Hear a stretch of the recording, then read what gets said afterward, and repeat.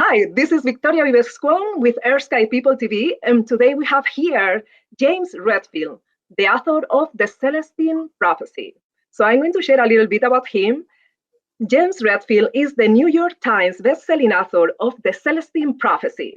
In 1995 and 1996, the Celestine Prophecy was the number one American book in the world and the number one international bestseller of 1996. This phenomenal novel spent over 3 years in the New York Times bestseller list. James Redfield co-wrote and co-produced the film version of the Celestine Prophecy movie. And now it is my honor to introduce James Redfield. Hi, James. Thank you, Victoria. Nice to be with you.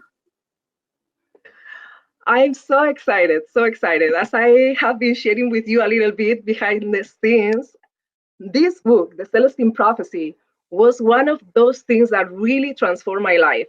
So when I had my awakening in 1998, my friends and I were reading your book. In Spain, it's called Las 9 Revelaciones, the 9 Revelations. And we were reading your book. We were so excited. Oh my goodness, now the 10th revelation is there.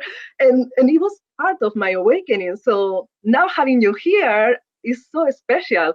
How many lives you have touched? This is incredible. So tell us more how this came to be, how you had this revelation to write the book. Well, thank you for that. The real truth is that none except to see around. I have to acknowledge that we got it started, but what happened was that people read the Celestine Prophecy and they felt something, truth of it in terms of their own experience. They wanted to pass it along, and that worldwide. And it means that we were aware of these steps into consciousness, and it was happening in the world.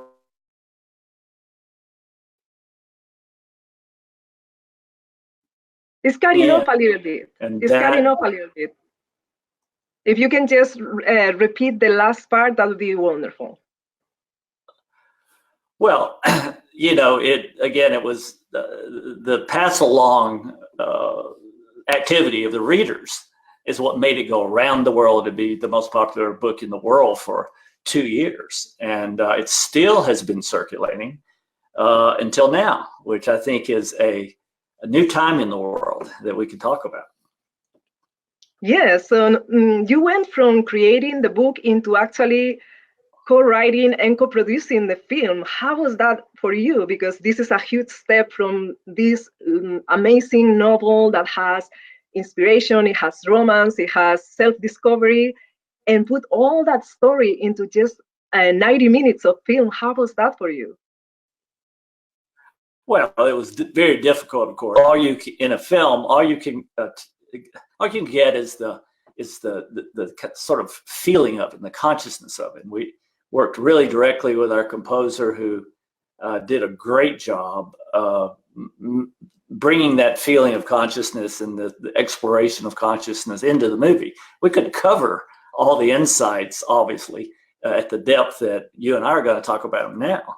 But we can, and the tour, that we'll talk about. But it's amazing just how far it went, and it's always been out there brewing.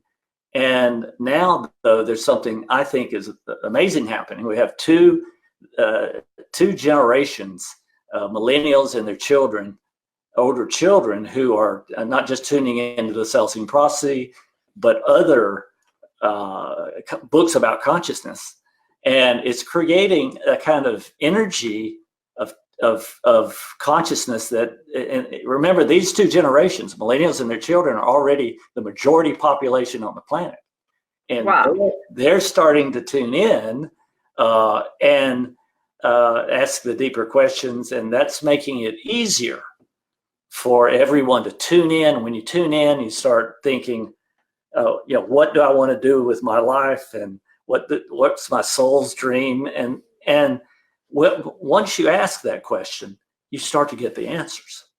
And that's what's happening in the world, in spite of the fact that we have all this anger and chatter and nonsense going on at the political level.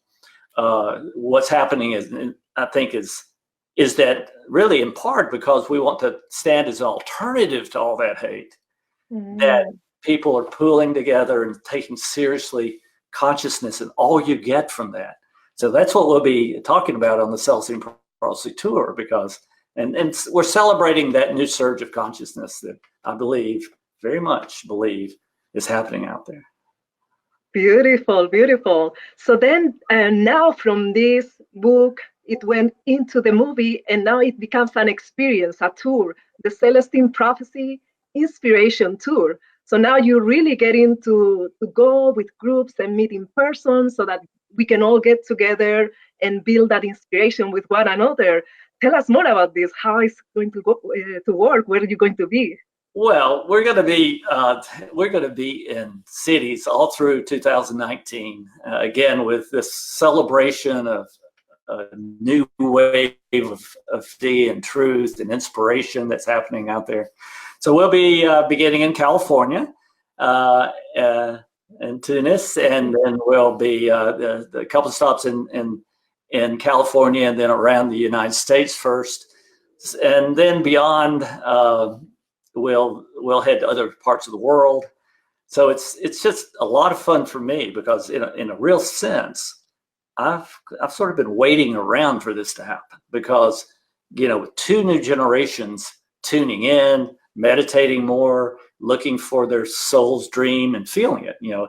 Once you start to meditate and at the events that that we'll be conducting in these cities, we'll talk about what we know about how to break through the things that hold us back, so we move fully into this consciousness where our dream can happen for us in the world. These waves of synchronicity that can bring our dreams into reality. And that's not wishful thinking. That's a real metaphysical process that I believe is coming into the world now. So it's in a sense, it's another insight, but in a great sense, we're moving from insight to actual ability to be super creative in the world. And that's and also I like to talk about how 100 years of the human potential movement is now moving from theory into integrative life, a kind of integration in one's consciousness, and integrates in real life, in our actual life day to day. And we can thank millennials for that, because millennials are unifiers. So they want, we're all the same at the spiritual level. We want to know not just the theory, but how it feels and how to experience this surge in consciousness and use it to help move the world away from so much corruption and into a more peaceful, authentic state. Beautiful. Thank you for sharing. And I want to make sure that we start a little bit that experience of connection. We have a few people here commenting and watching. So Vanya is asking whether there are tour dates for the UK. Hi, Vanya, Kyle, hi. Not yet, but we're waiting for invitations from the UK. So there are a lot of promoters and people who know how to bring people together there. So we're staying tuned to the opportunities that might happen in the UK. Wonderful. And also, Mary is already inviting you to be in Fresno. I will pass this information to you later. Thank you, Mary. This is wonderful, because all together we can bring this out into the world. And James has been all his life really working on this. I have been reading about your story, how you started since you were a child, really looking for answers. It's a little bit frustrating when we ask the organizations, religion, for answers that we can apply to the real world. And sometimes we feel a little frustrated because there is no truly how to understand how the universe works. How was that for you, James? Well, I sort of grew up in a community that was very loving, very spiritual. So I was very lucky in that sense. And I saw people living at a level of spiritual consciousness, very love-based, very authentic, and knew a lot. But, you know, and I would question people. I mean, I want to know how they did it. You know, how do you live this way? Where do you get this peace, you know, that surpasses all understanding? I mean, how is that? Well, you know, they weren't really good at telling me exactly how they did it, because it was just kind of a love opening for them. But, and, you know, what I wanted to know was, you know, how do we break through the fears and the hurts and the anger, all that, and find this level of creativity, heightened creativity, so that our dreams come true. And so I was in pursuit of that. Once I got to university, I studied what really became the human potential movement that I've mentioned. And this was a movement of people who are on that same search. How do we break through to greater levels of consciousness in this life? And again, it's now, you know, after multi-generations have passed, 100 years have passed since the beginning of the human potential movement, I believe it's integrating in the world. And we know exactly the process that helps us do that, where the blows past the egos and the coping devices and the addictions and all the other stuff that keeps us going around in circles to break into a life that is characterized by you know, high intuition about the moves we should make in life, you know, this flow of synchronicity, these meaningful so-called coincidences that happen spontaneously, to open up our path, to open up opportunities for us to actualize what we want to do. So there's a process for that, and we've, you know, there's a new edition of the Celestine Prophecy out that contains an afterword that I've written. It's a long afterword, and I've never updated the Celestine Prophecy until now. But because of these two generations that are moving in activity, also older generations, Xers and baby boomers, you know, they're reaching a place in life where they want to leave a legacy.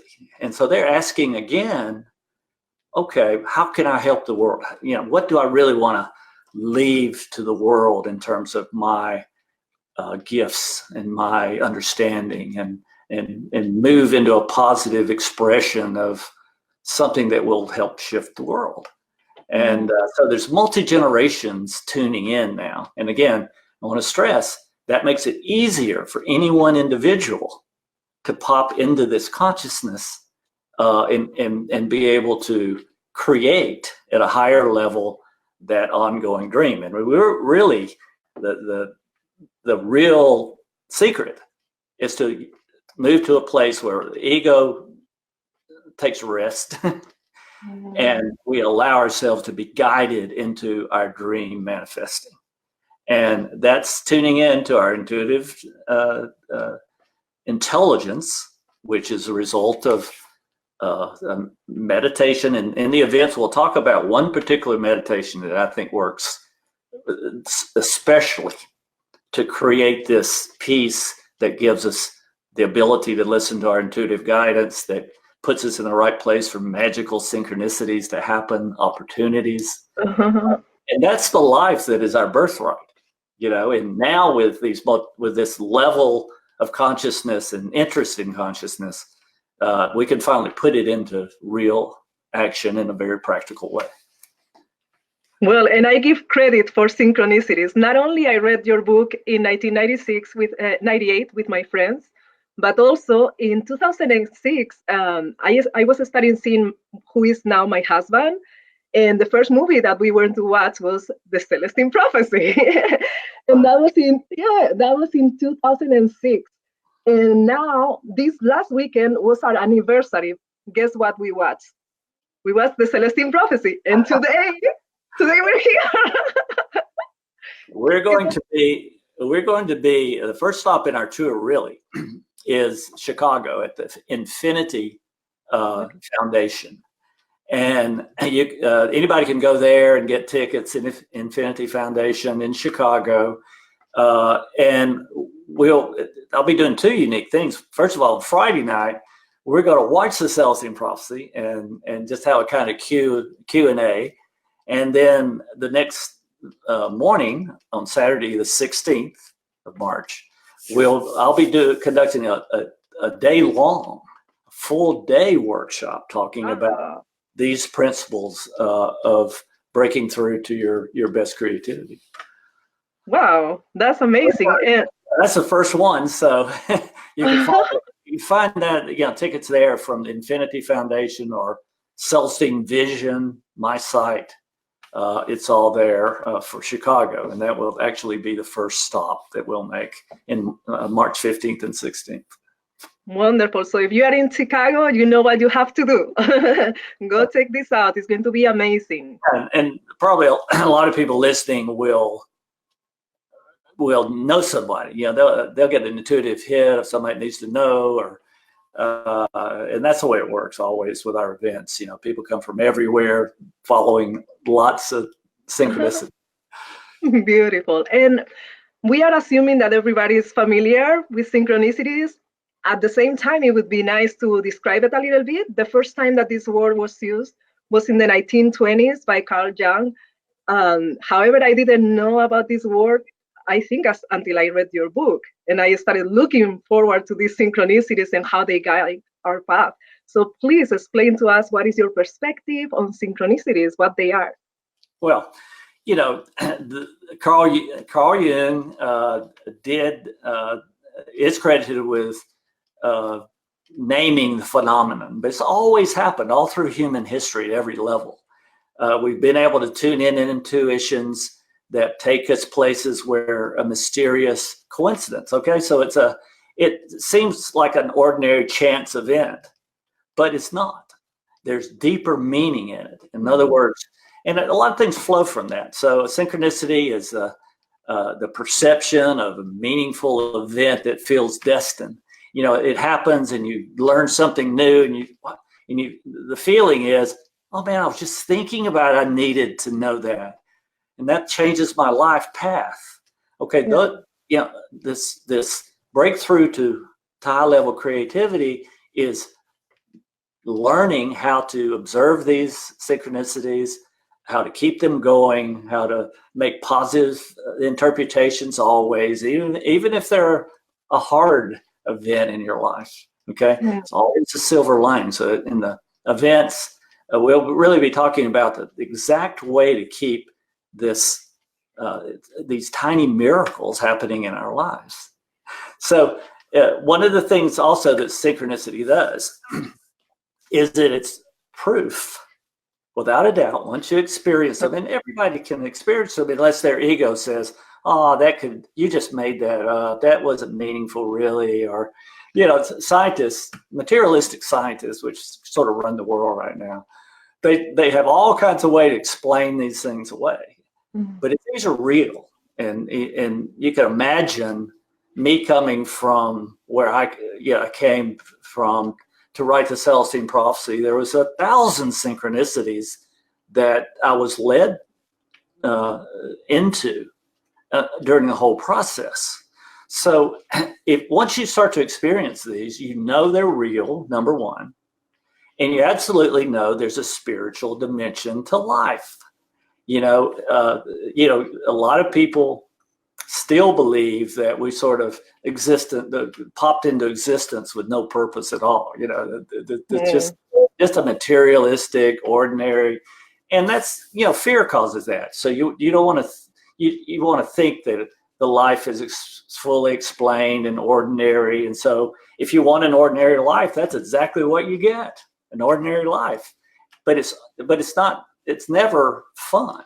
It's always people it also always brings all the emotional hurts and fears and anger outbursts that we use to cope. And And that's what slows everybody down, because we all experience these like meaningless moments or hurtful moments or in life. And the key is not to think you're not going to have those, but to be able to move back into this love connection that certain kinds of meditation bring to us. And that's the key to the breakthrough. So again, if you're struggling with thinking there's anything spiritual about this world, you're missing the opportunity to have the best life possible, because we know how the sequence of steps in consciousness that bring us the best life possible. And the key is finding the silver lining in every so-called negative event. And yes. again, that's what we're going to talk about, the process of breaking this kind of lives. I can't help but laughing, because I have had so many of those moments that you're referring to, that something negative happens, but if we are willing to connect with the positive, we can find miracles. Oh my goodness. Thank you for sharing that. So what would be the most amazing synchronicity that you have experienced? Do you have something really, really like the most amazing one? Realizing that, it's, for me, it's a moment when I realized what I wanted to do. In other words, I wanted, I came from actually a family of writers, but kind of part-time writers and people, a family that loved writers. But, the key to writing is figuring out what to write about. Right? You can't just write with nothing to say. You've got to find what your truth is in the world. And that's the key to discovering what your soul's mission is. It's just a truth you tell. And some people write books about it. Some people just practice this truth and give it to the people they cross paths with. But that's the inspired life. That's the building up of a constant state of inspirational energy. That's why we're calling this tour the Celestine Prophecy Inspiration Tour, because that's how you're connected with your true work. How you're pursuing your true truth that you came here to the world to tell. That's the greatest level of inspired fun. See, so all the naysayers about that want everybody to live in this sort of mundane, dull world of theirs because they feel safe in numbers. But people are breaking out of this materialism, out into realizing, we live in a spiritual world, and we know the keys to maximizing success in that spiritual world. And that's, I've waited a long time until I could say that fully, and it had to do with two new generations beginning to come to the same conclusion, and them being the majority presence on the planet. So things are going to get better fast, as long as we stay on the light side. And one of the things I talk about is you have to follow your conscience. You have to stay in a position where you have a truth, a loving truth that helps people move into this spirituality and this consciousness that we're talking about. And this is, you can either be a giver in life, look for how you can help people that you cross paths with, or you can be a taker. How can I use this person to get ahead? How can I make money on this person through deception? How can I dominate them so they have to give their energy to me? All those things we fall into, and it moves us into what I call the dark side, because whenever we're taking and not giving, what happens is you move into a lower consciousness. So what's happening is that there are two streams in life right now. One is what I call the light side, the emotional base of that world is love and inspiration, right? And really being high on how we're helping the world.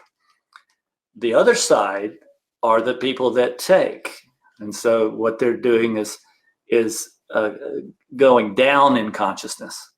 So we're meant, I mean, the dice are loaded in our favor because we're designed to pop into a higher consciousness. And the more of us that pop into this consciousness and live it, the easier it is for people in some cycle of taking and manipulation and deceit. Mm-hmm. It's easier for them to come over to the light side because it's obvious that people have more fun and feel more actualized and live at a higher level creatively in this way of living. So I believe the light and the dark are kind of both separating. So the dark is actually getting darker because they talk about the darkness as though it's the only way to live. And they're talking out loud about it. So, and I'm not even going to give any examples because people can see the darkness talking openly about how and trying to defend that.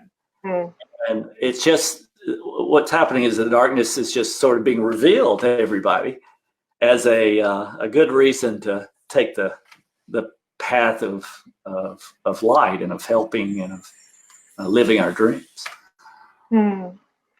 I'm so glad that you are doing this at this moment. I feel that it's a great idea to bring the boomers and the millennials together, and we join forces, and we're going to ride this wave of light and inspire so many people so that they can see that there is an easier way, right?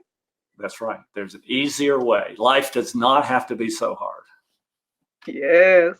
I want to acknowledge a little bit the people that is commenting. Tammy Lee Gallagher Glover says, hi, remember me, James?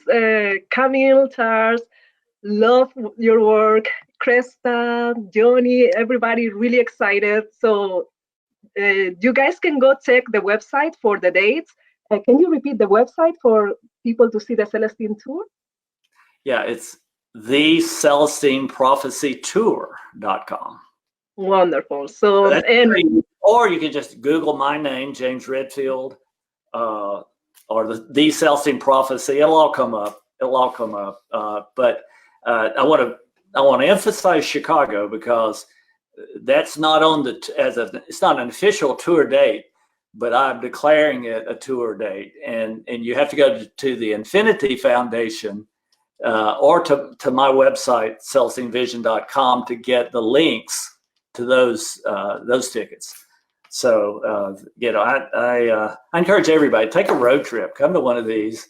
And one of the things we're going to do is that we are going to build the energy. I mean, we know how to build it together and get very, very sort of inspired. And when you're inspired, if you haven't found your mission or your truth that you want to tell, we're all popping into a higher consciousness, and that's when the intuition will come in to clarify, what you want to do, what your soul wants to do, and the first steps and how to get that done. And so it's fun to be in the physical event, but we'll also be doing at the end of the events, we'll be doing a joint meditation, which sends this inspired energy, love-based into the world. And essentially, it's contagious. So the more we can get it out there, the more people will pop into this kind of life, and the more we replace the corruption and the darkness that has been around for a long time out there. We need that. We are almost like antennas, right? And we are bringing this frequency together. So the more, the merrier. So let's all make this happen. And I have a question here from Mary Combs about children, how to raise children so that they have this expansive consciousness. Well, the parents have to be living it themselves. It's contagious. So you set a family level of inspiration, energy, and expectation. And you set, we have this, what I call intention power, but it's kind of a prayerful intention, but it's a huge power. If you have karma, a good karma, you will be given much more power, because you're going to use it to give, not to take. So again, if you are living it, children, it's not an accident. Your children were born to you. They want to see this. They want you to break through to your most creative, inspired self in front of them. And that's how they believe in it. Because kids, you can't fool kids. You can tell them anything you want, but they're going to model how you live. Your stress levels. They're going to model all that, and your optimism versus pessimism levels, and all that they soak in. So again, it's very important also to tell the truth about it. In other words, tell your children authentically what's going on with your emotional state, because they feel it anyway. And if you pretend it's not happening, they just know you're being deceptive. Mm. So honesty, integrity, all those things you have to model if you want the kids to pop into that and live in that space with you. Beautiful. Well, and I want to invite everybody to not only attend the events, but also get the book, get the movie. It is actually online, so I got it online. And then the audiobook, I also got the audiobook. So make sure to really learn this information. It's so inspiring and it's so fun. The book is almost like Indiana Jones. It's like really exciting. I can tell that you have this background of your family being writers. And it's like everything came to you to be able to convey this message in such a brilliant way. How does this prophecy come? Is this something that you learned somewhere, or it just came through your life, insight by insight? How did it come all together? Well, that's an important question, because at the beginning of every event, I talk about this, because mainly what I want to communicate is that I'm not making this up. This is not James Redfield's prescription for a happy life. Okay, this is what we're all doing. And at the time, I was a psychotherapist for a while. Then I was a spiritual counselor for a while, and I saw a lot of people breaking through spontaneously. And what that meant, it was kind of in the air. And so what the insights is, I wrote them down, I started off writing an academic book around psychology, spirituality, or something like that. Bored me with years, right? Because it has to be a story, because then you see it in action in real life.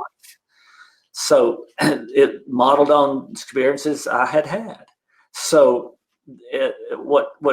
so all I did was, I thought, this needs to get out, because everybody's already doing it. I was seeing it. So in a big way, I was just a journalist at the time. I mean, I was living this, but I was trying to describe what I saw many people doing. These insights 1 through 9 were already out into the world. People were putting them into practice. And so that story was my way of saying, here's what we're doing.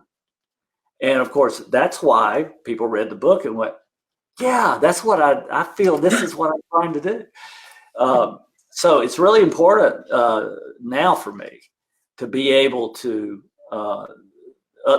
update the Celestine Prophecy. And if you go to our site, CelestineVision.com, you'll get the link to the newest book. Sometimes Amazon sends you one of the other editions, but you want the one that has the afterword that I've written about staying awake. Okay, that's where I get to the steps, these new abilities we have to stay awake, to live at this higher consciousness.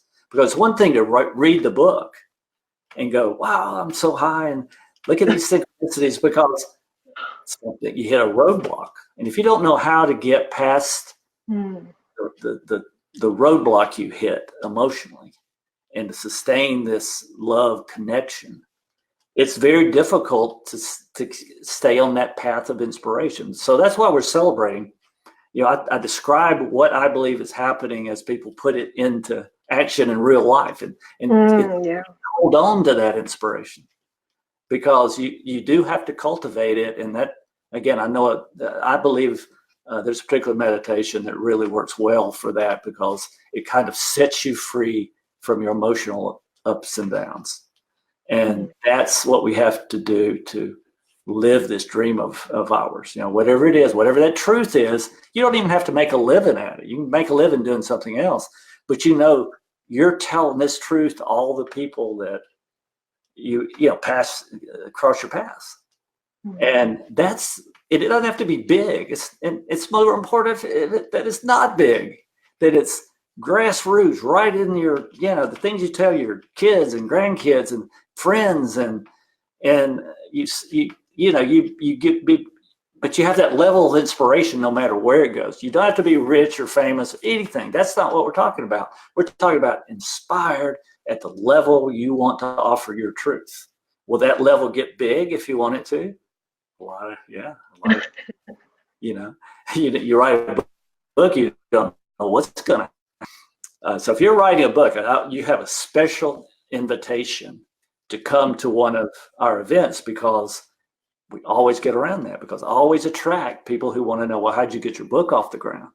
There was a precise way that I was kind of led into, but it's very common sense as well. So we talk about those principles as well. Wonderful. And it's so interesting that you say this, because I'm actually writing my first book. And here we are talking. And this is something that I didn't say, actually. So my followers don't know yet, so this is news. But it's very interesting because, I can see how synchronicities can be a very easy way to make the book happen, instead to have to be this arduous process of how do I get this done, right? Right. But it's all the same principle. You allow yourself to be guided into the success of your truth. Really, that you evolve your truth, because as the truth evolves, it becomes truer and truer. You're more confident about it. Synchronicities shape who you are in the world, and the impact you have on the others, people you meet in the world. And again, it's time to do that consciously, because in my view, we know exactly how to do it, the practices that can lead to that kind of self-fulfillment. Beautiful. So now we start going to your tour, start getting together, start getting into this frequency of synchronicities, sharing this glow with others. And how do you envision, what is your vision, your intention, how the world is going to transform? Well, people who have read the Celestine Prophecy know that it's a prophecy, right? It's a prophecy. It's the world we can create, that we're designed to create. So as we live with these higher levels of inspiration energy, we move into a more ideal form of culture and society. All the synchronicities, if you look back in history, of course, this is the second insight, right? You look back in history, and what you see is all these heroes that accomplish against all odds to move us into a greater unity and to emancipate more and more groups, across cultures, ethnics, background, across all the races, genders. Everybody gets to be free, right? But the world had to work on that. These heroes all along worked on accepting other people in cultures. Not that you had to agree, but you agreed with this assumption of acceptance. Mm-hmm. So that's the grand mission of the whole human experiment, if you want to call it, the whole human story, from moving from wandering tribes to villages to moving through all these waves of empires, and that finally settled into nation states, and then mechanisms of trade that started to unify nation states. There was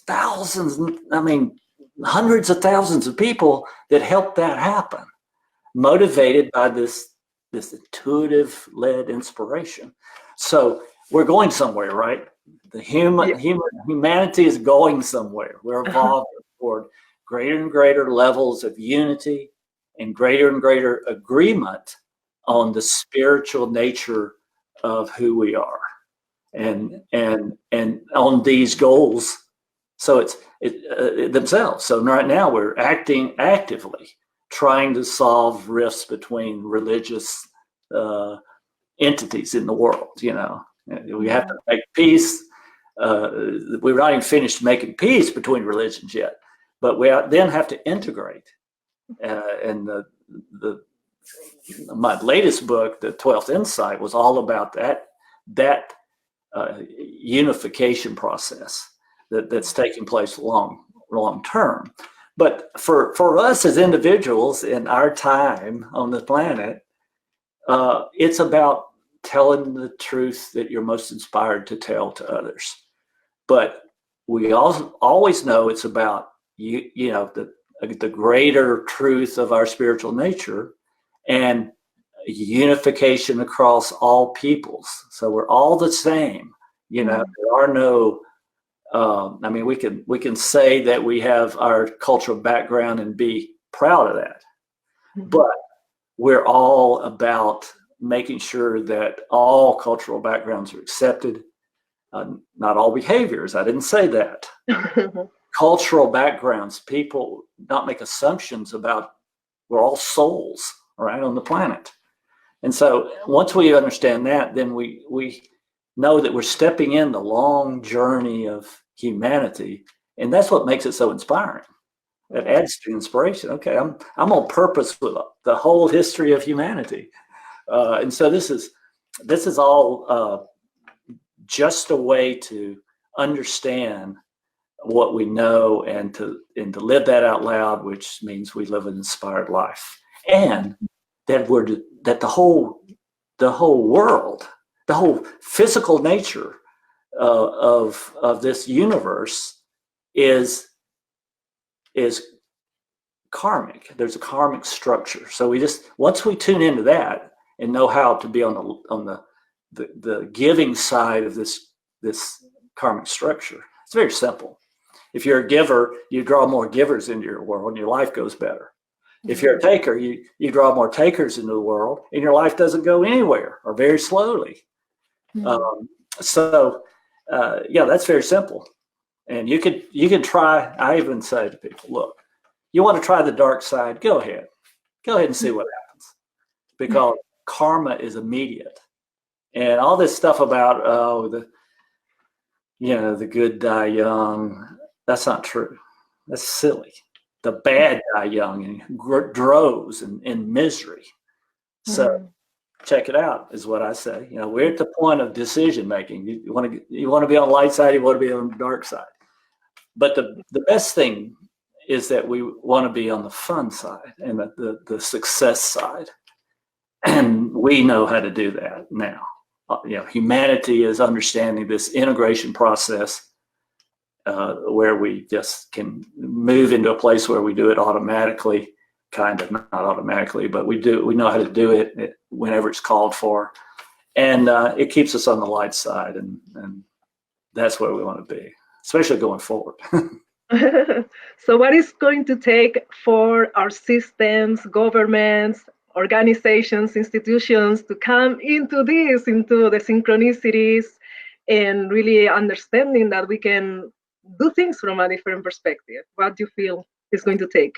Well, it takes more of these two powerful generations, millennials and their children. Yeah, think about millennials. As I calculate the millennial age group, the bulk of millennials are moving past, well past 30, and the leading edge is into 36, 7, and 8. Okay. Now, there's some, of course, the leading edge are even in the 40s, the way I count. But what happens at 38 is astrological. 38, Pluto in the sky comes around to where it was when you were born. Okay. So it's called the, it doesn't come all the way around. It comes within 90 degrees of where it was when you were born. So it's Pluto square Pluto. And what Pluto is the transformer.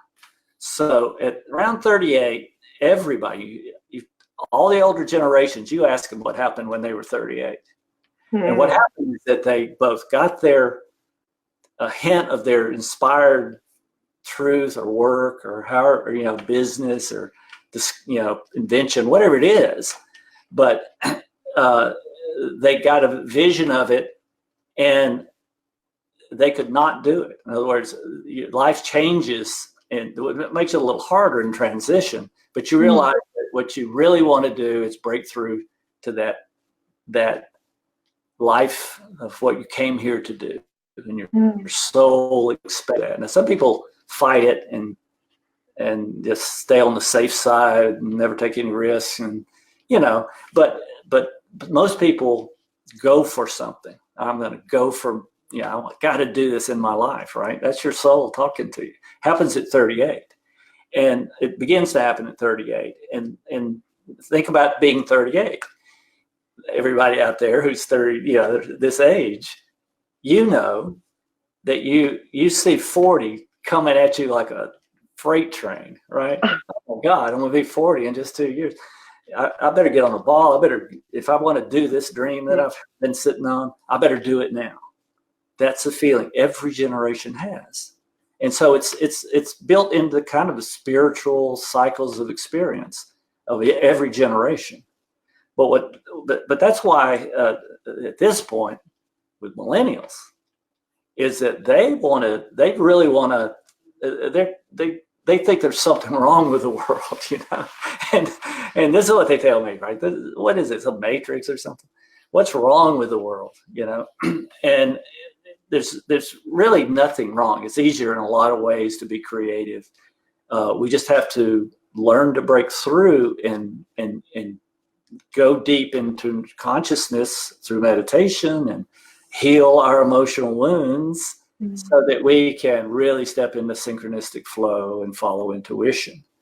So as that happens, the darkness is going to be, we'll shine light on the darkness and it'll just fade. Now, will it go away completely? Probably not in any real sense.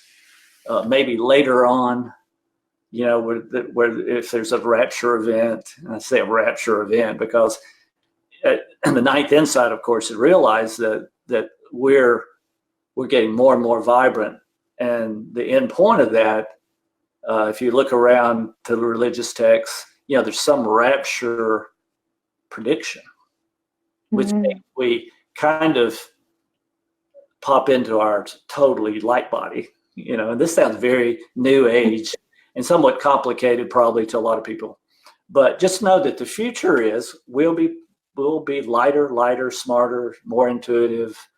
We'll be living as the souls or the spirits that we really are. We're not, bodies are they're just atoms, right? So we're already very light-like. It's just we're not vibrating at a high level, to be true spirits. But we'll get lighter and lighter on our feet as we go, and that'll feel entirely normal as we go. Again, remember that the light, the good, the light being victorious in this competition. It's just a matter of living in this consciousness, which is the most fun you can have in life anyway. So it'll happen down the road. Nobody knows when that's going to happen. It depends on the decisions of millennials and older children as they make choices. Beautiful, beautiful. And what do you think it happened between the millennials generation that we have now and the back boomers generation? What happened right in there in the center? Why people was not interested in all of these things? It's like boomers were interested in exploring these aspects of spirituality, but then what happened after that? Well, what happened was they didn't know. We haven't integrated all the information yet. Okay, so remember, I believe it's, we can easily see that each generation is either a unifier or they're made up of individual explorers. Okay? So the World War II generation were unifiers, and what you do when you're a unifier, what you do is you take all this abstract information that doesn't seem grounded, and you try to unify it in something that actually works in real life. So boomers were these theorists. So we all have theories about this and that, right? And that's good. That was what we were supposed to do, because we broke out of the unity, you could even call it the conformity of the World War II generation. So the boomers broke that out, but they could not completely put it into practice. In other words, the institutions, ways to make money, the economic world was such that they could think about their options, but they couldn't quite live it. All right, but it wasn't. It took another. I told you I was waiting on millennials. It takes another generation of unifiers, which I believe millennials are, from what they tell me. I'm not trying to tell millennials what they are, but from what they say, I believe they're unifiers, and they want all the spirituality stuff is great. They know it's important, but it doesn't have to be so complicated, right? It's you got to break the theory has to be put in your heart, so you just kind of live this from a heart connected consciousness, and then all we do is remember key things, which we'll talk about in the events. One is being able to realize that you're on the side of history when you live like this, that you can that there's a karmic, there's a way to live that's successful and fun, and there's a way to live that's not successful and fun. So you kind of see that, and you choose the light path, and then you realize that we have hurts that make us have coping devices, and everybody copes with their hurts and their fear and their anger by having some kind of coping device, and sometimes it can be a bad addiction. It could be anything that makes us feel better. So what we have to do is go to meditation solution to that.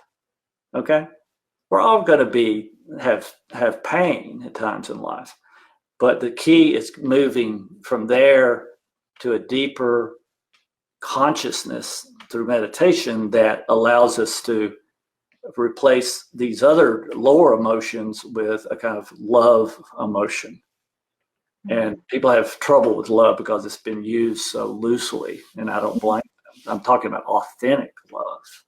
Love is a state, not as having an object. It's not loving something, because really some things, children, puppies, all that bring out the feeling of love, right? But then they go away, and we're left with ourselves. So we're looking for a state, the emotion of love that's a constant state, or at least constant until you see you got knocked out of it. But we come back to love. It's always a process of coming back to love until you can stay there in your waking state. So we know we have to have that love emotional base. And then everything else flows from that, the synchronicity, the intuition, the sense of mission, the giving of energy to others, giving of information, and energy is important to do that consciously. And that heals a lot of what's going on in the world. And that's what we want to stand for and do, because that's really the only way to save the world. You can raise the biggest army in the world or whatever you want to do, but you're not going to save the world that way. You can manipulate and falsify the voting results or anything you want to do in the name of saving the world. It's not going to work, because it just breeds more darkness. What we have to do is just live this love energy, this love-based energy, this spiritual consciousness out loud, tell our truth, and that is the solution. So I think we know that now, We've learned. I'm just so grateful that you stepped into your soul's purpose and decided to leave your work, your job, in order to write all these books and sharing your message and seeing how you have transformed the lives for so many people. I can only imagine if each of us do the same and really step into our soul's purpose, the world has to improve for sure. So thank you so much. We're almost at the top of the hour. I want to make sure we acknowledge people that is saying things to you. So good to be alive. Let's connect our hearts, heart coherence. People is excited here. So I'm so excited that we are all together. Anything that you would like to do for us to tune into each other and just make a transformation, a ripple effect? Absolutely. And I like to leave everybody with one last idea. If you come to one of the events, please tell me how they found out. If it was here, that'd be fun. That'd be a fun moment for me. And because, the people that will be coming to the events are the people that will be synchronistically led to find out about it and to come. And that's always a favorite part. And we'll be doing, having a lot of fun explaining and then experiencing the energy that we've been talking about. Wonderful, wonderful. So do you want to lead us in just connecting for a moment with our audience, just at an energetic or spiritual level? Sure. I would like to ask everyone who's listening to just join in an affirmation. And that affirmation is that each of us will digest the information that was talked about on this program, and that you will just affirm in gratitude that those truths integrate into your life, and that you move into the creative direction that you want to go in. So it is. Yes, thank you so much, James. And check it out, check the website so that you can go to this tour. It's a great opportunity. If you have to travel. I have a class on the day that he's here in Tustin. I think we're going to go. As you said, James, we're going to go see you. I'm going to tell my class if we can just all go see you. I feel it's so amazing to have this opportunity to join together. And yeah, check it out, check the website. Can you say again the website, please? The website is the Celestine Prophecy Tour.com. Perfect. And I'd also invite them to go to my website, which is the CelestineVision.com. You can go on my events page, and especially this first March this 15th and 16th events in Chicago. If you know anybody in Chicago, let them know. I'm going to see if I can put the title here. The Celestine Prophecy Tour.com.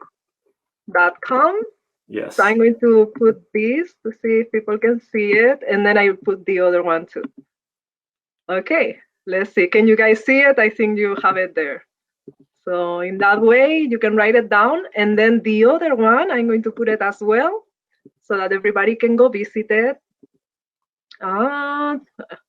Okay, the other one is Celestine Vision.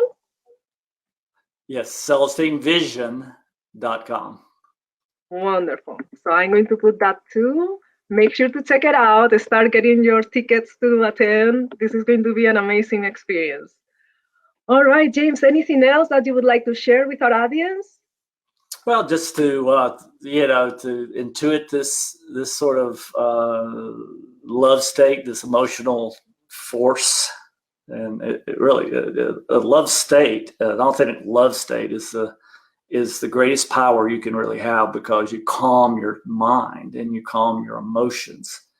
It gives us solidity and centeredness. So you move from maybe being just having a part in somebody else's movie to being the star of your life movie unfolding, and that's what it feels like.